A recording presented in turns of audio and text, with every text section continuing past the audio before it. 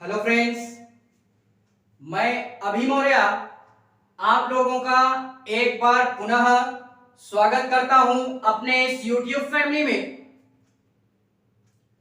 इस क्लास में आज जो हम पुनः अध्ययन करेंगे वो अध्ययन करेंगे 5 अक्टूबर के इतिहास पे। ठीक है, तो इससे पहले की जो भी सारी क्लासें हो चुकी हैं इस इतिहास के पन्नों के श्रृंखला से रिलेटेड उन सारे वीडियोस का लिंक आपको नीचे डिस्क्रिप्शन में मिल जाएगा।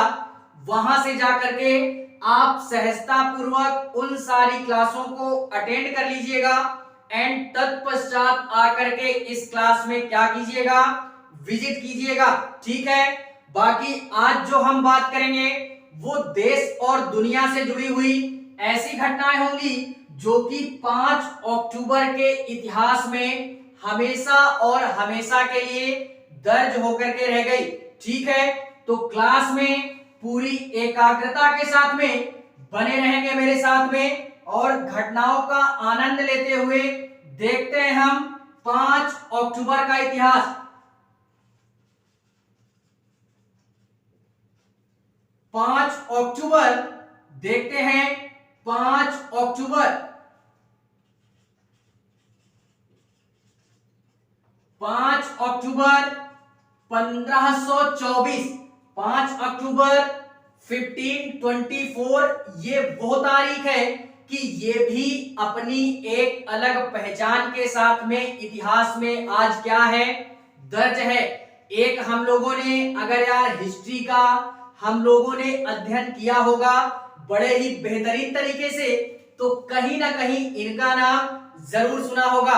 नाम क्या है? रानी दुर्गावती, या कुछ हमारी पौराणिक कथाएं हैं जिनमें यार हम लोग इनका नाम सुनते हैं। मैंने तो सुना था, बाकी आपका पता नहीं। ठीक है, तो 1524 में रानी दुर्गावती इनका क्या होता है, जन्म होता है। रानी दुर्गावती का रानी दुर्गावती का क्या होता है, जन्म होता है। और कहां पे होता है? तो बांदा में होता है। बांदा जिले में उस समय यार हमारा एक किला पड़ता था।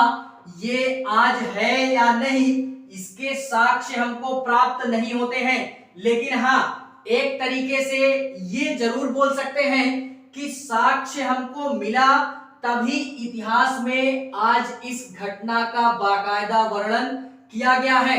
क्योंकि जब तक किसी भी प्रकार का कोई साक्ष्य नहीं मिलता या किसी घटना का कोई साक्ष्य नहीं प्राप्त होता पुरातत्वविदों को या इतिहासकारों को, तब तक वो घटना इतिहास में वर्णित नहीं की जाती है। ठीक है, तो इसका साक्ष्य हमको प्राप्त हुआ, तभी इस घटना का अध्ययन हम इतिहास में कर रहे हैं। तो बांदा जिले के कलिंजर नामक किले में, कहां पे? कलिंजर नामक किले में हमारे दुर्गावती जी का क्या होता है, जन्म होता है। और इतना ही नहीं, ये एक तरीके से बोलूं तो बड़ी ही वीरांगना थी। क्यों? क्योंकि यार इनके पति की असमय मृत्यु हो जाती है, तो जिसके पश्चात ये मतलब पूरे साम्राज्य का अपने जो भी शासन है या कार्यभार है वो अकेले ही हैंडल करती हैं। और इतना ही नहीं, जब इनके प्रति, जिनको दलपति शाह के नाम से जानते हैं, इनके पति का नाम दलपति शाह था, उनकी असमय मृत्यु हो जाती है, तो जिसके पश्चात इनका पुत्र, जिसको या जिसका वीर नारायण नाम था या वीर नारायण के नाम से भी जानते हैं, तो इनके पिता के मृत्यु के बाद में वीर नारायण को गद्दी प्राप्त होती है। और वीर नारायण के मतलब गद्दी तो वीर नारायण प्राप्त करते हैं, लेकिन एक तरीके से अगर बात करें तो शासन जो कर रही होती है वो इनकी माता श्री अर्थात दुर्गावती जी के मतलब अंडर में पूरा जो है एडमिनिस्ट्रेटिव सिस्टम चलता था।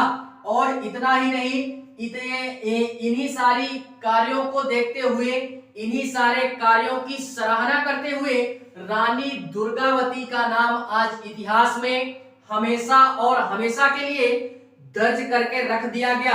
कब? 5 अक्टूबर के इतिहास में दुर्गावती जी का नाम हमेशा और हमेशा के लिए इतिहास के पन्नों में दर्ज हो गया। और इतना ही नहीं, ये अपने बेटे का एक तरीके से संरक्षण ही कर रही होती हैं, ठीक है, पीठ पीछे, क्योंकि कार्य यही करती हैं। और इतना ही नहीं, 1524 में जन्म होता है, धीरे धीरे इनका शासनकाल आगे बढ़ता है और फाइनली 1564 में हमारा एक स्थान पड़ता है, कहां पे? जबलपुर में। जबलपुर के बरेला नामक स्थान पे, जबलपुर के बरेला नामक स्थान पे हमारा एक ऐतिहासिक युद्ध होता है फाइनली, जो कि दुर्गावती जी का लास्ट युद्ध था ये 1564 का। इसमें इनके मध्य में या इनके जो विरोधी टाइप में या इनके जो सामने जो मतलब विरोधी दल की सेना थी वो यार कौन थी? तो आई थिंक 1524 की मैं बात कर रहा हूं। तो यार याद करते हैं, मैंने पहले ही बोला था कि अगर हम इतिहास में अध्ययन कर रहे हैं तो डेट देखते ही घटनाएं याद आनी चाहिए, ठीक है, वो चाहे जिस घटना से संबंधित हो, किसी भी सब्जेक्ट से रिलेटेड हो।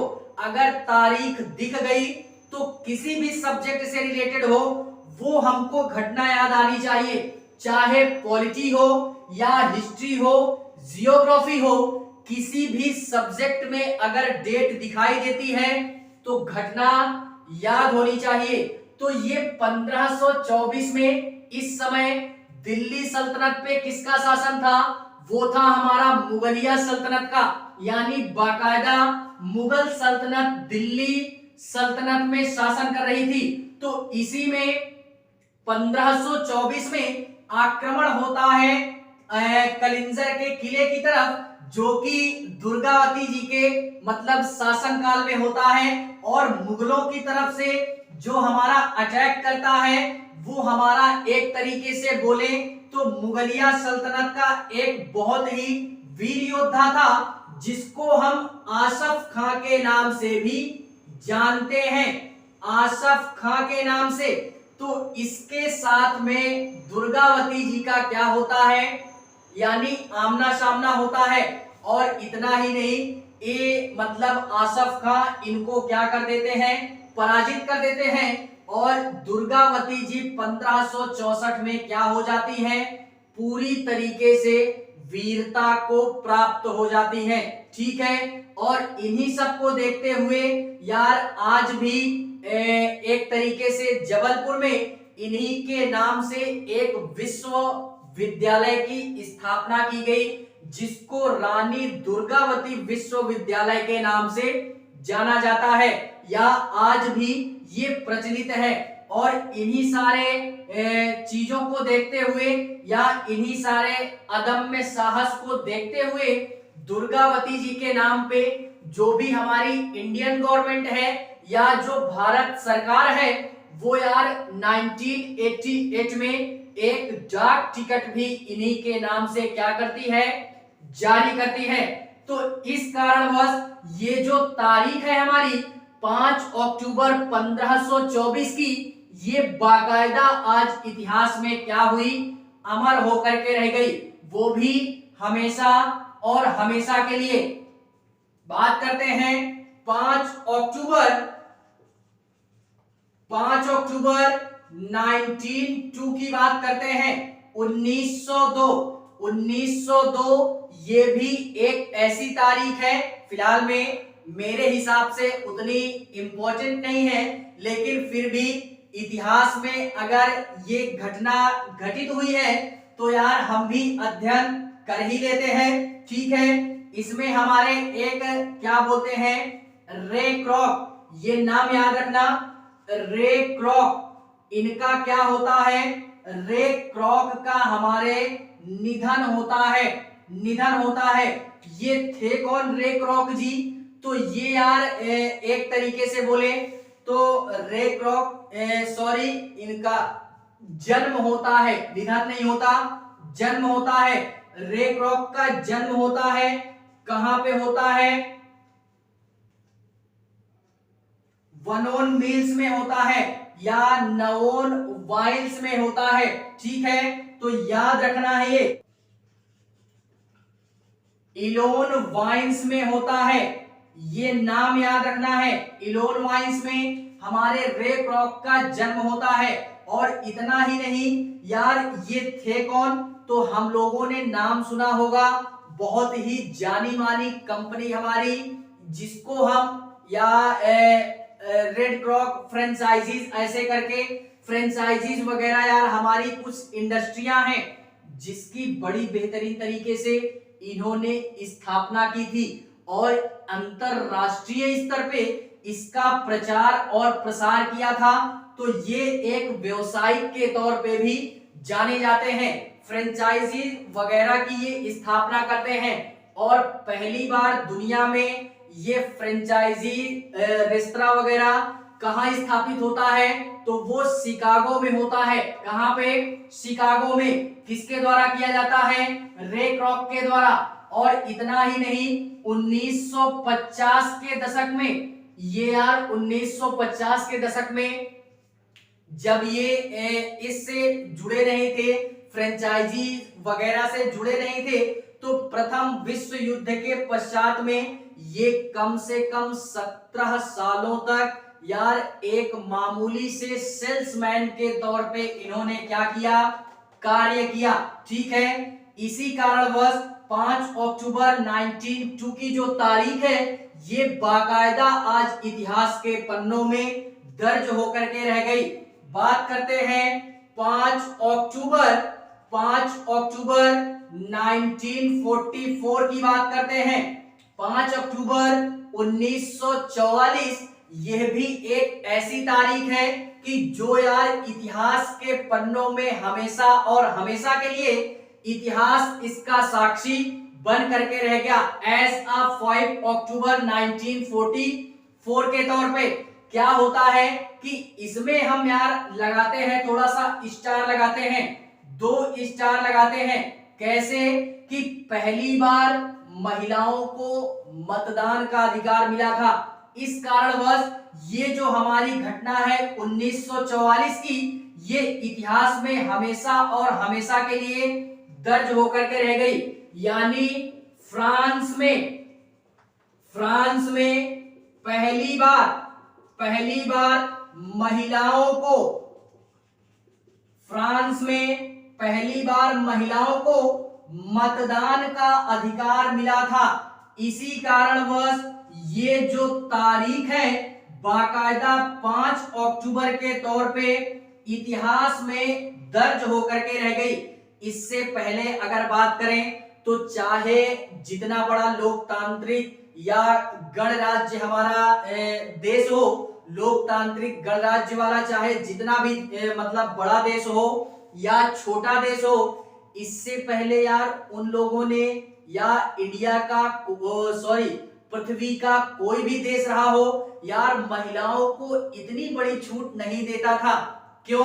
क्योंकि यार हम लोगों ने प्राचीन समय से ही हम लोगों ने अध्ययन किया कि अगर हम एंशिएंट हिस्ट्री उठा के देखते हैं तो यार उसमें ये होता है कि प्राचीन समय से ही महिलाओं को यार उस मतलब दर्जे से नहीं देखा जाता था कि जिस हिसाब से उनको समाज में तवज्जो मिलनी चाहिए या सम्मान के साथ उनको मतलब जो भी इसी प्रकार का शब्द है यूज कर लीजिएगा कि उस हिसाब का इनको सम्मान नहीं मिलता था।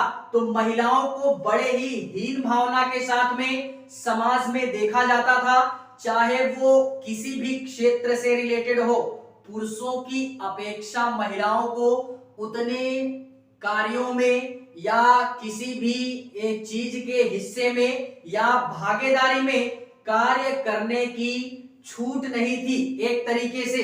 ठीक है, तो चाहे वो पढ़ने लिखने के क्षेत्र में हो या खेल के क्षेत्र में हो या किसी भी क्षेत्र में हो, ठीक है, तो इससे पहले तक उनको मतदान का भी अधिकार नहीं था। फाइनली 1944 में आकर के ये मतदान का अधिकार दुनिया में सर्वप्रथम फ्रांस हमारा महिलाओं को देता है। यहां तक कि इससे पहले अमेरिका ने भी इस कार्य को नहीं किया था। जैसे ही फ्रांस ने इस अधिकार को पारित किया, इसी के पश्चात अमेरिका के द्वारा भी महिलाओं को इस सम्मान से क्या किया गया, नवाजा गया, ठीक है। तो इस कारणवश ये 5 अक्टूबर 1944 की तारीख ये हमेशा और हमेशा के लिए इतिहास के पन्नों में दर्ज होकर के रह गई, ठीक है।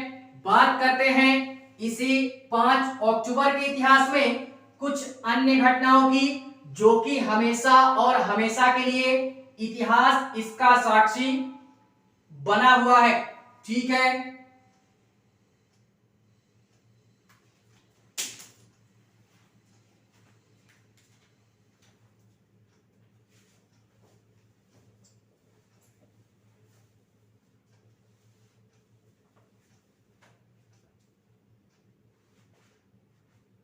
देखते हैं इसी में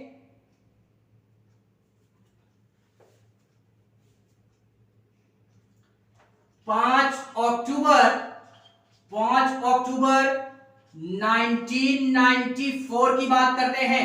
5 अक्टूबर 1994 यह तारीख भी अपने आप में विरली और अनूठी है, जिसके कारणवश 5 अक्टूबर के तौर पे ये क्या हुई, इतिहास में आज दर्ज होकर के रह गई। क्या होता है कि इस दिन, यार ये पहली बार सुनोगे आप और बड़ा इंटरेस्टिंग भी लगेगा कि इससे पहले मैं भी नहीं जानता था, लेकिन जैसे ही अध्ययन किया तो मुझे पता लगा पहली बार अंतरराष्ट्रीय स्तर पे शिक्षक दिवस मनाया जाता है। ये मुझे पहली बार पता चला।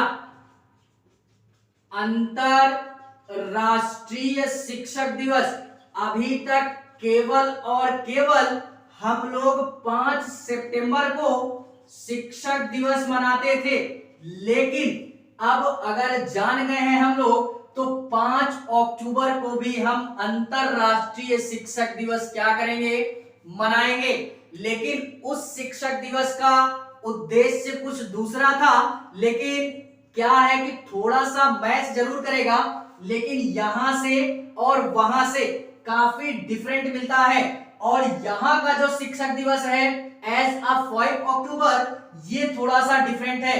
वो सर्वपल्ली राधाकृष्णन जी की याद में मनाया जाता है, और ये जो मनाया जाता है ये हर एक शिक्षक को सम्मानित करने के लिए मनाया जाता है, और शिक्षक के महत्व को संबोधित करने के लिए या शिक्षकों की महत्वता को पूरे विश्व में जानने के उद्देश्य से इस शिक्षक दिवस को मनाया जाता है।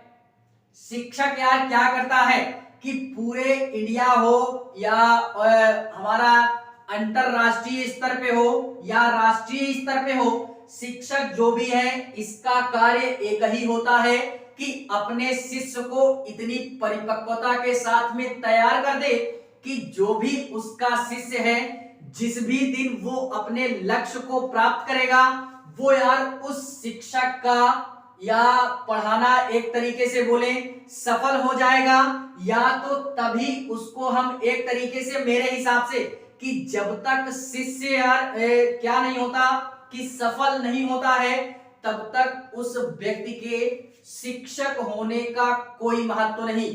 अगर पढ़ाता है बंदा तो कोई ना कोई ऐसा स्टूडेंट होगा जो कि उसके माध्यम से अपने लक्ष्य को क्या करेगा, भेद करके रख देगा, ठीक है। तो इसीलिए शिक्षा की महत्वता को समझाने के लिए, बताने के लिए और शिक्षा के उद्देश्यों को और अधिक बढ़ावा देने के लिए और साथ ही साथ शिक्षक को भी सम्मानित करने के उद्देश्य से पूरी दुनिया में एज अ 5 अक्टूबर 1994 को अंतरराष्ट्रीय शिक्षक दिवस क्या किया जाएगा, मनाया जाएगा। इस कारणवश ये घटना हमारी इतिहास में क्या हुई, दर्ज होकर के रह गई। बात करते हैं 5 अक्टूबर 2003 की। 2003 ये वो तारीख है कि ये भी अपनी एक अलग पहचान के साथ में इतिहास में आज दर्ज है। वो भी हमेशा और हमेशा के लिए क्या होता है कि हम लोगों ने नाम सुना होगा तो बेटर है, नहीं सुना तो देख लेते हैं। विल्सन जोन्स का, विल्सन जोन्स का क्या होता है, निधन होता है। विल्सन जोन्स थे कौन, तो ये भारतीय, कौन थे, भारतीय, ये हमारे भारतीय बिलियर्ड चैंपियन। ये खेल का नाम सुना होगा, नाम सुना ही होगा, बिलियर्ड, बिलियर्ड, बिलियर्ड खेलों में ये भारतीय बिलियर्ड चैंपियनशिप भी इन्होंने जीती थी। और बिलियर्ड खेलों के ये विल्सन जॉर्ज जो है बहुत ही पक्के खिलाड़ी थे। बिलियर्ड्स खेल होता है ना, मतलब एक टेबल टाइप का होता है, उसी में गोला गोला बॉल टाइप में होता है, गड्ढे में डालना होता है स्टिक से, वही हमारा खेल है। विल्सन जोन्स के द्वारा क्या किया गया, इसको खेला गया और इन्होंने विश्व स्तर पे चैंपियनशिप भी जीती, जो कि 2 बार विश्व स्तर पे जीती। एक बार हमारे 1959 को जीता एंड दूसरी बार 1962 को जीता विश्व स्तर पे बिलियर्ड चैंपियनशिप। एंड इसी में राष्ट्रीय की बात करें तो राष्ट्रीय चैंपियनशिप बिलियर्ड्स में ही हमारे ये जीतते हैं 12 बार। एंड इसी में 12 बार के साथ साथ एक तरीके से बोले 5 बार ये राष्ट्रीय बिलियर्ड स्नूकर जीतते हैं, राष्ट्रीय चैंपियनशिप स्नूकर खेल में जीतते हैं। ठीक है, तो इस कारणवश ये जो तारीख है ये विलियम जोन्स के नाम पे क्या हुई, हमेशा और हमेशा के लिए इन्हीं के नाम से ये तारीख आज इतिहास में दर्ज होकर के रह गई। बात करते हैं 5 अक्टूबर में ही कुछ अन्य घटनाओं की।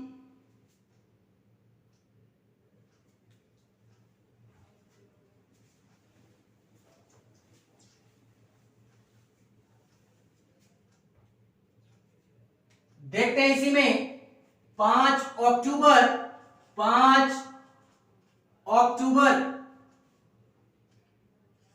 2011 की बात करते हैं।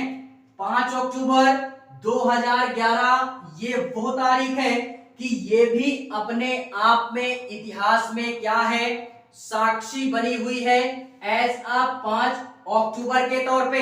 इसमें यार हमारे एप्पल के जाने माने सह संस्थापक या मुख्य कार्यकारी स्टीव जॉब्स, क्या नाम था, एप्पल जो भी हमारी कंपनी है उसके हमारे संस्थापक स्टीव जॉब्स का क्या होता है, निधन होता है। कब होता है, 2011 में। ये थे कौन, तो एप्पल कंपनी के सह संस्थापक थे, ये सह संस्थापक थे, सह संस्थापक एवं मुख्य कार्यकारी अधिकारी के तौर पे भी इनको क्या किया जाता है, जाना जाता है। और इतना ही नहीं, इन्होंने यार कई सारे स्मार्टफोन एप्पल से रिलेटेड स्मार्टफोन, लैपटॉप, पीसी वगैरह या इस तरीके की जितनी भी सारी चीजें हैं वो एप्पल के द्वारा ही क्या की गई, निर्मित की गई। और एप्पल 1 की भी शुरुआत यहीं से होती है। और इतना ही नहीं, ये यार इन्होंने बहुत ही संघर्ष के साथ में इस कंपनी की शुरुआत की थी। और आज इंडिया में ही नहीं पूरे विश्व में इस कंपनी का बोलबाला हमारे आज सारे लोग जानते हैं। ऐसा कोई व्यक्ति ना होगा जो एप्पल से रूबरू ना हो। ठीक है, तो इसी के साथ में ये जो तारीख है ये बाकायदा आज स्टीव जॉब्स के लिए इतिहास में क्या है, दर्ज होकर के रह गई।